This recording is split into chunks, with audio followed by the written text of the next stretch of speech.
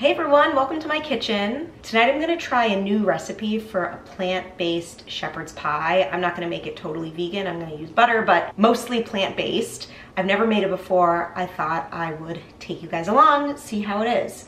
If I get in a good groove and I feel like I wanna keep on cooking, I might make a couple loaves of zucchini bread. I like to make zucchini bread when zucchini is on sale and I stick them in the freezer, and then I have an easy sweet treat whenever I want.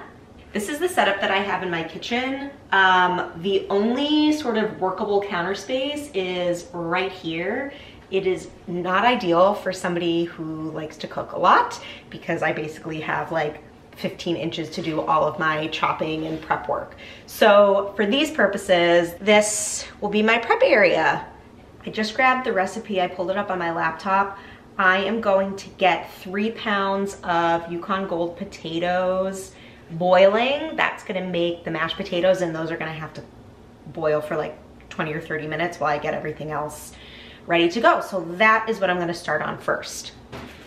I'm going to give these potatoes a wash. I actually was so relieved to find a literal 3-pound bag of gold potatoes. I don't like to buy stuff in unnecessary packaging like this. I would much rather grab just loose potatoes, but my grocery store around the corner didn't have gold potatoes loose, but this was a 3-pound bag and it was only like $2.50 or something. So snag that. I'm gonna give these a wash, fill some water, get these potatoes boiling.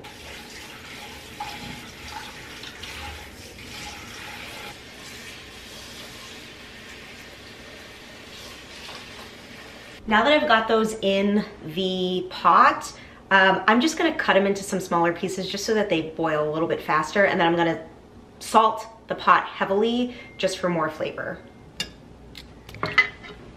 I really thought I was gonna do this in my hands. It is a little bit clumsy and I don't feel like chopping off any of my fingers today, so I'm gonna pull out a cutting board and just get this done. These potatoes really didn't have that much dirt on them, and they didn't have a whole lot of eyes on them either. I picked out most of the eyes when I was washing them, but if I see any others that I think need to go, I'll just cut them off, yeah, like this. It's not really a big deal, but I'm here, I might as well do it. I think that's all the potatoes. So now, like I said, I'm just gonna throw a whole bunch of salt in this pot, put the lid on, and let those boil for at least, I'll check them after 20 minutes of boiling, but probably more than that. Okay, now for the other part, sort of the filling part of the shepherd's pie. I am going to chop some onions and garlic and saute those. That's what I'm gonna get started on first. Okay. Because I know that the potatoes still have a really long time to cook, I'm not gonna turn the oven on yet. There's no point in preheating it and having it just sit empty. I think that's pretty wasteful. So once those potatoes get a little bit closer to being done, I am going to start preheating the oven, and I'm gonna wait to spray my pan as well, just because, like I said, I don't have a ton of kitchen working space. So I'll keep it out of the way until I'm mostly done doing my chopping and prepping and I have the rest of the filling cooking on the stovetop. That's what I'm gonna do. I need my onion and how much garlic? 2 cloves. I'm probably gonna do more than 2 cloves of garlic.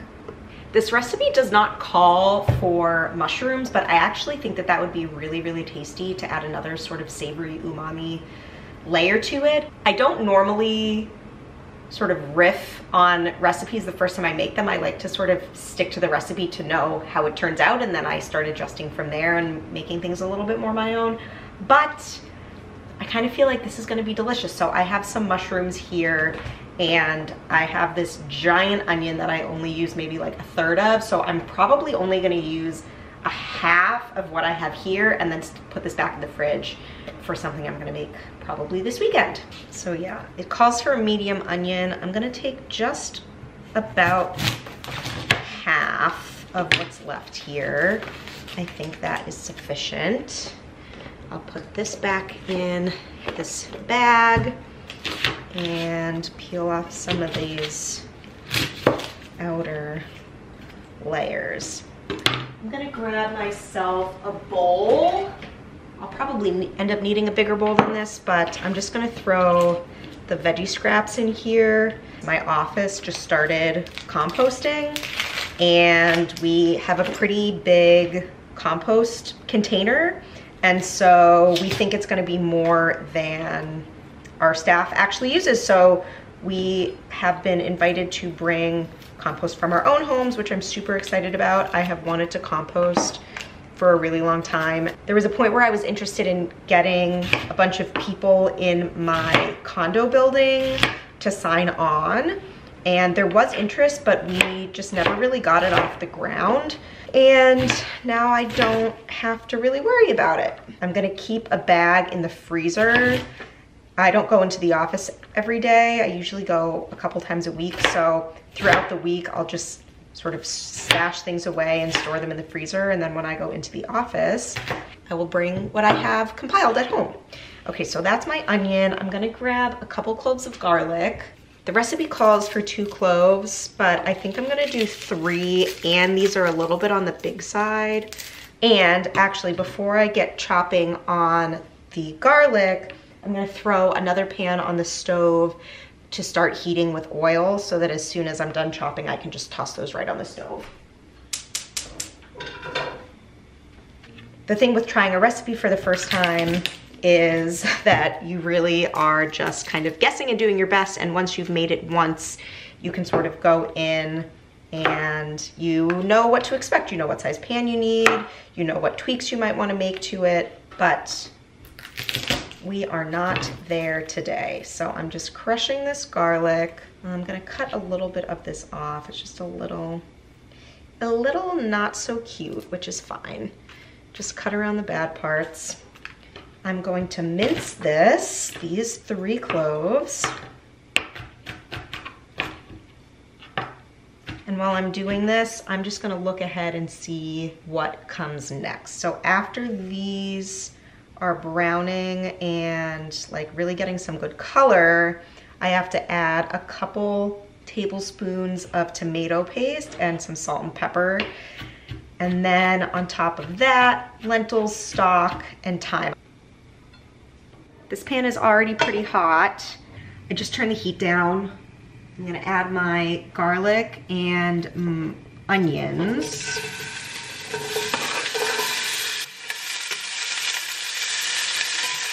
And while this gets cooking, I'm gonna measure out my lentils and get them rinsed and ready to go. I have some lentils here that were from like a bulk bin at a grocery store that has bulk. And I also have just a bag of green lentils. I think I need 1.5 cups. So I will grab my 1/2 cup measure and put them straight into, okay, that's a little less.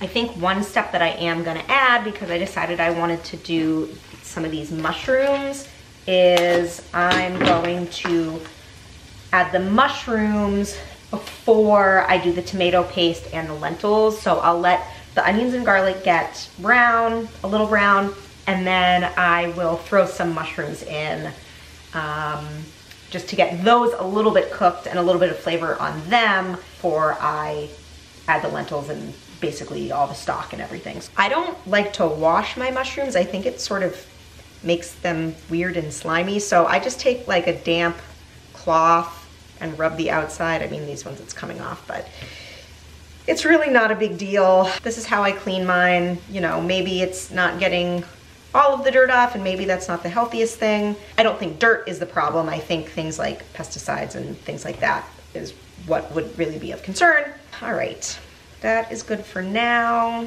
I also usually like to cut off the very bottom of the stem just because I find that it's a little bit woodier, not quite as delectable. Maybe I'll dice these. I think I'll dice them.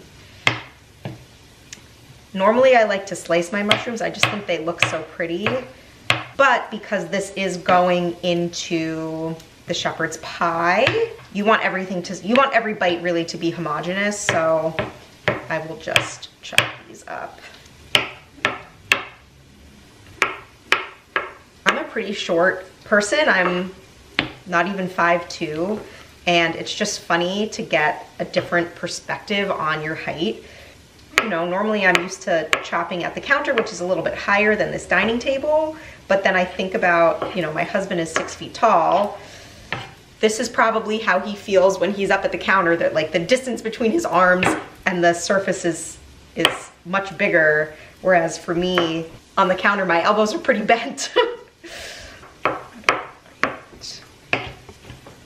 Just gonna give these a little chop to try to get these a little more bite size. Mushrooms are one of those things, I know a lot of people really dislike them. I think it's a texture thing. And I know if you chop your mushrooms really fine, you can kind of mix them into a lot of other things. I don't bother doing that. I love mushrooms. But if a recipe calls for mushrooms and you don't really like mushrooms, if you chop those mushrooms up really fine, you probably won't even taste them. They just kind of like melt into whatever you're cooking. Ugh, I love mushrooms so much. I'm gonna give this a stir. So this ended up getting a little bit more color, kind of in the wrong way than I would have planned, but that's okay. I'm just giving that a stir now, and if there's any like really burnt bits, I might take them out, but I think it's just the garlic. I think it's gonna be fine. And I noticed my potatoes were boiling as well, so I took the lid off of those and I set a timer for 15 minutes. I'm not sure exactly when they started boiling, so I'll just test them after 15. If they're getting close to done, I will preheat my oven. Now, I'm just gonna add in these mushrooms. Now that I feel I've gotten a little bit of color on the onions, stir. Those will release a lot of moisture too. That's why I didn't add those right away. It would have inhibited the browning on the onions if I added these in right away, because all of the moisture would have meant that there was just more moisture being cooked out. And in order for those onions to brown, they needed to have less moisture. This recipe calls for 2 tablespoons of tomato paste. I have a 6-ounce can. So what I'm gonna do is I'm just gonna scoop this into, you know, a baggie or a, you know, container that I can put in the freezer, and I will save that for another purpose. Remember, your freezer is so great. You can do so much in your freezer, and next time you need tomato paste, you already have it on hand. That's been going for a couple minutes. I'm going to add my tomato paste. I'm not actually gonna measure, I'm just gonna use a big tablespoon and grab a couple of these. It'll just be extra flavor. The other thing I need at this point is salt and pepper. It calls for a generous pinch. Whoa, that is way too much. Well, we'll do a generous pinch. And some pepper. I don't have any fresh cracked pepper or anything. I just have some Aldi ground pepper. I'll give this a stir. Break down this tomato paste. And then after this, my lentils go in, my 4 cups of vegetable stock, or broth, I think is what I have. That's gonna go in. And the recipe does say if you don't have fresh thyme, it calls for 2 teaspoons of fresh thyme or 1 teaspoon of dried. So I'm gonna use 1 teaspoon of dried, maybe a little bit more, just to add a little bit of flavor. Again, this is something that I am not going to measure. I cook enough. I mean, my measurements are not exact, but I'd say that's probably as much as we want. I'll grab my lentils. Those are just draining in the sink. 4 cups of vegetable broth. Okay, So I just need to stir this all, bring it to a boil, and then cover to let it simmer. So this actually also needs to simmer for like 30 to 40 minutes for the lentils to cook. I'm glad I did not turn my oven on. These potatoes are probably gonna be done way ahead of the lentils, which is totally fine. The only step besides the potatoes that I have to worry about now is in the last 10 or so minutes of cooking, I'm just gonna throw in a bag of frozen mixed veggies, carrots, peas, whatever else is in that mix, corn, and that'll cook for the last 10 minutes, and then we will assemble it into our baking dish and get it in the oven. I'm gonna take a few minutes right now to just clean this mess up. Whenever I have the opportunity to clean while I cook, I do it because it just makes life so much easier not having to do that all when you're sitting down to eat or after you've eaten and you don't wanna do your dishes and wipe up your workspace and all of that. But I do think I might prep the zucchini bread batter as well, just because I do have so long. I actually just tested my potatoes and they are pretty much fork tender, so I think what I'm gonna do is take these off of the heat, drain the potatoes, mash them, and then just set them aside. I'll keep the lid on and it'll retain a lot of heat because it's in this cast iron that gets really warm. So that will just be ready to go. I only have 2 minutes left, 1 minute left on that 15-minute timer that I had set, and I did cut them pretty small, so that makes sense.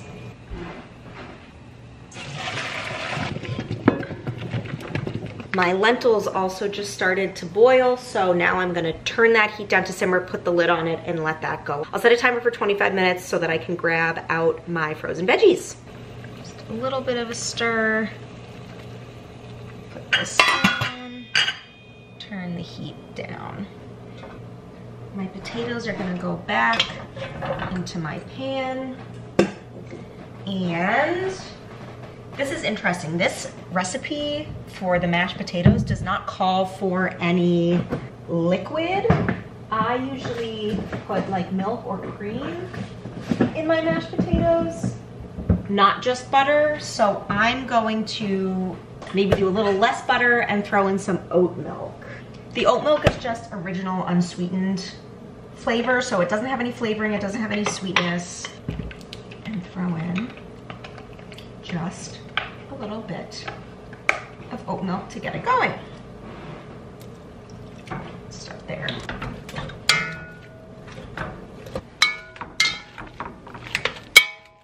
Okay, this definitely needs some more creaminess. I'm gonna put a bunch more milk. And I'm gonna add some salt and pepper. I'm gonna taste it, but I know that it could definitely use some of this.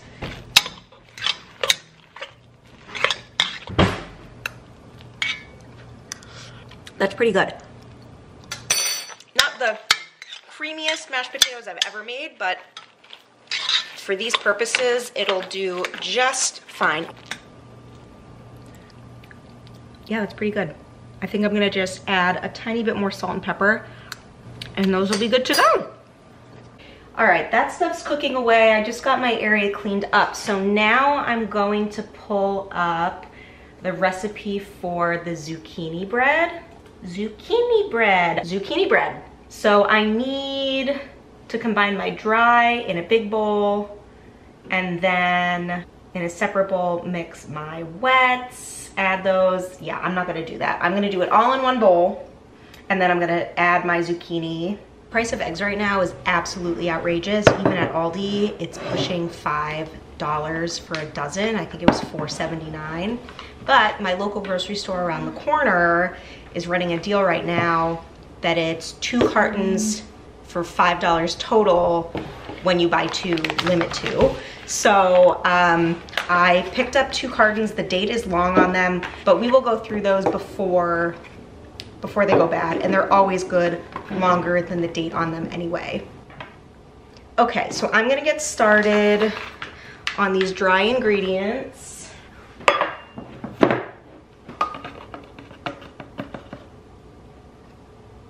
That's gonna be just about 2 cups, perfect.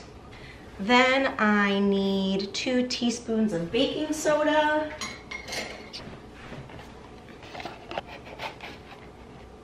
one, a little bit more than that. I'm really at the bottom here. That's probably good. A teaspoon of salt. 2 tablespoons of cinnamon.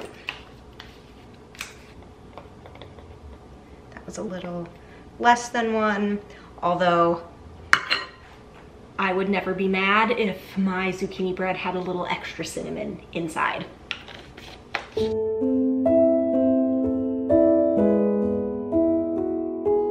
Give this a nice little stir to combine. This recipe calls for you to mix the wets in a separate bowl, but I am gonna cheat and not do that. So mix sugar, eggs, oil, and vanilla extract. So I will crack my 3 eggs right here.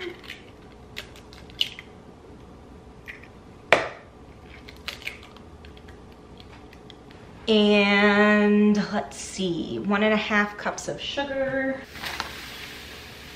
This is a ½ cup measure, so I will do 3 of these. 2, 3. And then I need 3/4 cup of neutral oil. I just have some vegetable oil and a tablespoon of vanilla extract. But if you don't pour your vanilla extract from the heart, I don't know if we can be friends. That's 3/4 cup of vegetable oil. We're gonna pour from the heart a tablespoon or something. There we go. Now, I'm gonna give this a good old mix. After all of this is together, 2 cups of shredded zucchini, and I'm gonna shred that straight into the bowl. This looks a little bit dry, but the zucchini, you are not supposed to squeeze any of the moisture out of it, so it actually does become a lot more workable. It looks a lot more like batter when the zucchini gets added. I'm just gonna make sure that everything really looks well incorporated. There's about 30 seconds left on my timer for these lentils. A lot of the moisture has absorbed. So I'm gonna add the package of frozen veggies to this. That'll also release some extra moisture. So it's not gonna get super dry cooking in another 10 or so minutes. That should be perfect to get the last of the cooking done on these lentils. Get this all mixed together. And then I'm gonna pop the lid back on and keep it going on low. I just chopped off the end of my zucchini. I also washed this and I got out my grater and I'm just gonna grate straight into the bowl.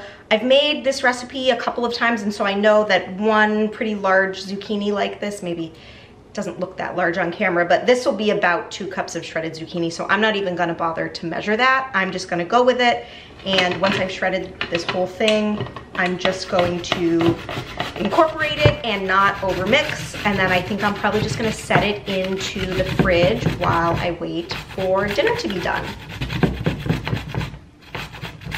Honestly, this might have even been a little bit more than 2 cups, but that's okay. Honestly, it really isn't gonna make a big difference. I know people feel like baking can be harder than cooking because cooking you can take some liberties and adjust measurements, but people worry that baking is so much of a science that it really depends on these exact measurements. That is definitely true, and I wouldn't recommend winging it trying to make like croissants, but something like this that is just kind of a rustic loaf, an easy, quick bread, it's gonna be okay. Okay, I'm going to pop a lid on this and then stick it in the fridge while dinner is getting finished. Things are just about done and ready to go in the oven. I forgot to turn my oven on, so that is preheating now. I ended up stirring just like a couple of little spoonfuls of the mashed potato mixture into the lentil mixture just to make it like a little bit starchier and creamier. I think everything looks pretty good. The flavor's not bad. I think there's definitely room for improvement with the spices next time, but I'm going to get this assembled and popped in the oven. It only has to go in the oven for like 10 or 15 minutes just for the mashed potatoes to brown and for the whole thing to kind of heat throughout. So I'm going to get this prepared. It's definitely not a pretty meal, but it's gonna taste delicious. And it has been absolutely frigid in Chicago, like single digits, and we've had a bunch of snow recently. So this is gonna feel so nice and hearty. So this I'm gonna kind of just dollop on top, and then I will spread things evenly.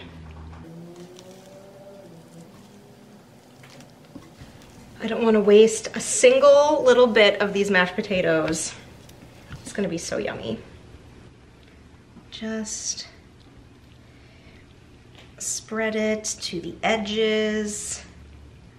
You know, it's not gonna have quite the same effect as a traditional shepherd's pie where you're gonna get all those like really juicy, bubbly underneath parts that help make it really, I don't know, almost like crusty and crunchy along the edges, but it's gonna be yummy. Okay, this has been in the oven for 15 minutes now. It doesn't look quite as brown as I would love, but I don't want it to get dried out. So there we go. While this is cooling for a few minutes, I am going to lower my oven temp to 350. I got these 2 pans filled with the zucchini bread batter. I just sprayed them with some cooking spray, and I'm gonna pop them in my oven. Those zucchini bread loaves have to go for 50 to 60 minutes, so I'm gonna put in 50 and I'll check them. Then I'll insert a toothpick and see how they're doing. I'm pretty sure when I've made these before, they cook in more than 60 in my oven, but we shall see. I will test them. All right, I'm gonna serve a little of this up to myself. I don't know if this is really the right serving utensil to use, but give it a try. Oh yeah. That is perfect. Beautiful. Like I said, it's not the most appetizing food, but I'd say it's just about as appetizing as traditional shepherd's pie. All right, I have my shepherd's pie right here. I do have to say, I tasted a tiny bit of this already, and I am actually pleasantly surprised.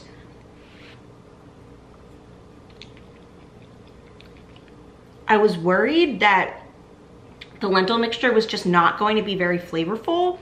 I think I still could have upped the spices, the salt and pepper. I have to think about exactly what that would be, but I actually find it to be pretty flavorful, and adding the mixture of the frozen veggies, it's peas, corn, carrots, and green beans, that actually adds a whole level of flavor as well, because all of those vegetables have their own sweetness and texture and all of that. So I'm a fan.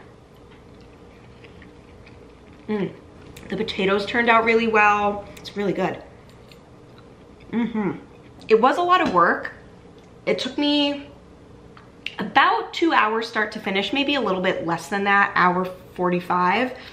But my hope with this recipe is that I can make it ahead and put it in the freezer as a freezer meal. I don't eat a lot of meat and I don't eat a lot of dairy, and I find that a lot of like make ahead freezer meals tend to be casserole dishes that are like covered in cheese, like a lasagna or marinated meats.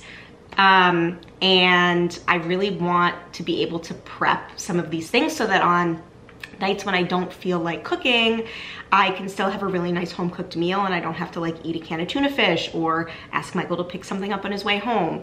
The next time I make this, I definitely am going to try freezing it. I do think it would probably hold up pretty well.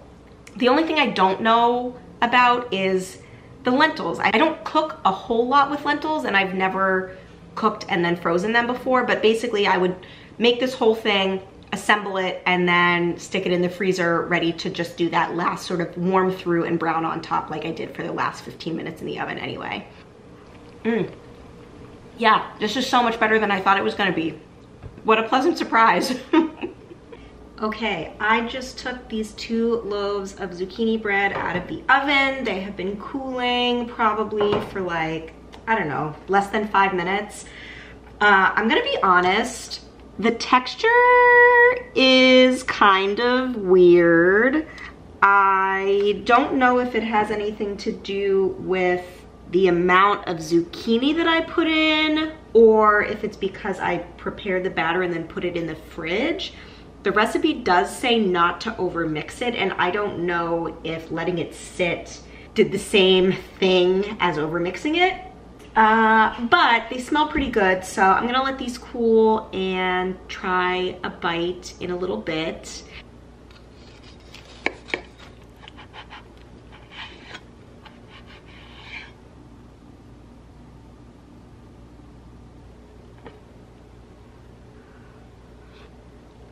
Yeah, the texture's a little bit funny. The flavor is great. The flavor is the same as it always is. It's just like a little more fluffy, little maybe less dense, and the outside crust got a little crunchier and harder, but also maybe a little more porous than it is. I don't really know how to explain it, but it definitely was not a fail. We will enjoy one of these loaves over the next couple days, and the other one, once it's completely cool, I will stick it in the freezer, and that'll be a nice treat for us to have sometime in the future. I just want to say thank you for hanging out with me tonight while I got some of this cooking done. The kitchen is pretty much clean. I'm gonna run the dishwasher tonight, and yeah, we've got some tasty treats to enjoy. If you haven't already, make sure you subscribe to my channel.